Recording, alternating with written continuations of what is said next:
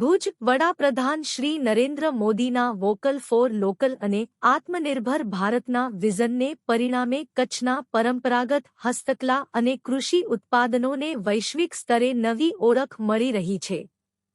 કચ્છના 6 થી વધુ ઉત્પાદનોને ભૌગોલિક સંકેત GI ટેગ મળતા પ્રદેશની સદીઓ જૂની કારીગરી અને વારસાગત કુશળતાને ઔપચારિક માન્યતા પ્રાપ્ત થઈ છે. વડાપ્રધાન મોદીએ હંમેશા સ્વદેશી અને પરંપરાગત ઉત્પાદનોને પ્રોત્સાહન આપ્યું છે.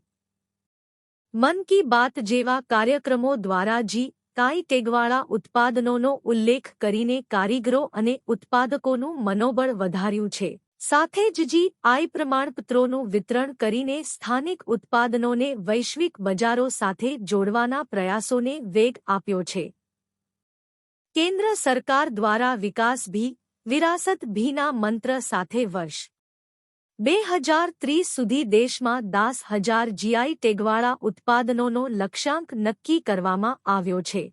ગુજરાત આ દિશામાં આગળ વધીને કચ્છના અનેક પરંપરાગત ઉત્પાદનોને પ્રોત્સાહન આપી રહ્યું છે. કચ્છના પ્રખ્યાત અજરક બ્લોક પ્રિન્ટિંગ, બાંધણી ટાઈડાય, રોગન આર્ટ, કચ્છી શાલ, કચ્છી ભરતકામ તેમજ પોષક તત્વોથી સમૃદ્ધ અને વિશિષ્ટ સ્વાદ ધરાવતી કચ્છી ખારેકને GI ટેગ મળ્યો છે.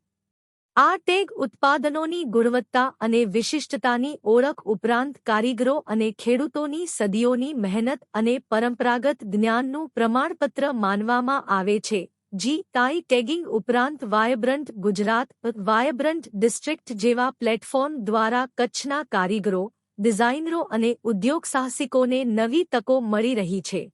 સરકારી ઈ-માર્કેટપ્લેસ, રોકાણકારો અને ઈ-કોમર્સ પ્લેટફોર્મ સાથેના જોડાણથી સ્થાનિક ઉત્પાદનોને વિશાળ બજાર ઉપલબ્ધ બન્યું છે. સ્થાનિક કલા, હસ્તકલા અને કૃષિ ઉત્પાદનોને વૈશ્વિક સ્પર્ધાત્મકતા સાથે જોડવાનો આ પ્રયાસ વિકસિત ગુજરાતથી વિકસિત ભારતના સંકલ્પને વધુ મજબૂત બનાવી રહ્યો છે. કચ્છ આજે પોતાની પરંપરા અને કુશળતાના બળે સમગ્ર દેશ માટે પ્રેરણાસ્ત્રોત બની રહ્યું છે.